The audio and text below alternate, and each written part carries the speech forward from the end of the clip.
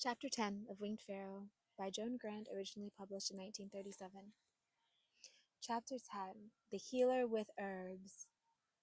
When my father became Pharaoh, 12 years before the death of the great menace, there was little knowledge in Kham of dealing with herbs, but under his guidance much old knowledge was remembered, and much that was new was added to the store.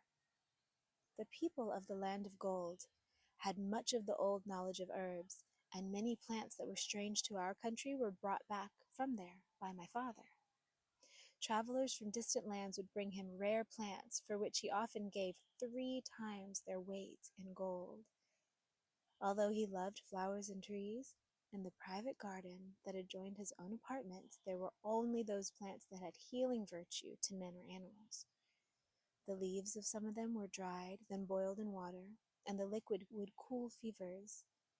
Some had roots that were pounded into dust, and on the tongue would cure a disordered bowel. And there were some from which ointments were made to cure sores, or to heal the angry flesh round wounds. The bark of a low shrub with yellow flowers was made into a lotion for the eyes.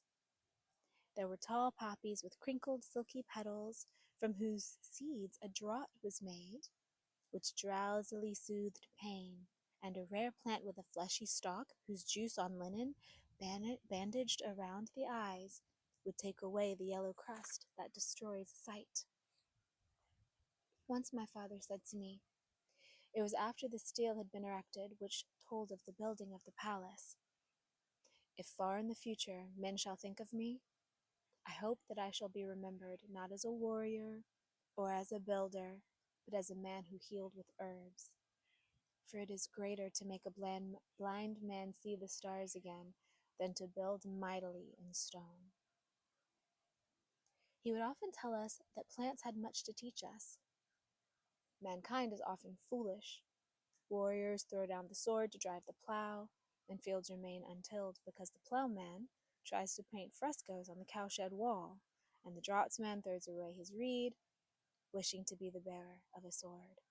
But plants are wiser, for they, in their several ways, gain each experience in its turn.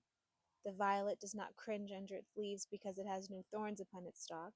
The verbena does not try to flower like the convolvulus, but it is content to yield refreshing scent from the rough greenness of its simple leaves.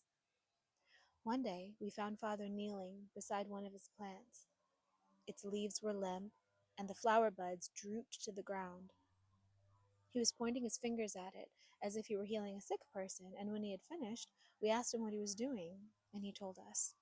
This plant was dying for lack of life. Although the bodies of men and of animals connect to new life when they are empty and the spirit has left them in sleep, plants cannot sleep or gather new life for themselves. And so, Ta made for each plant a little spirit to look after it, which does for the plant that which our Ka does for our body. These little plant spirits take different forms, but all of them spin very fast, round and round, faster than you can whirl a top with a cord.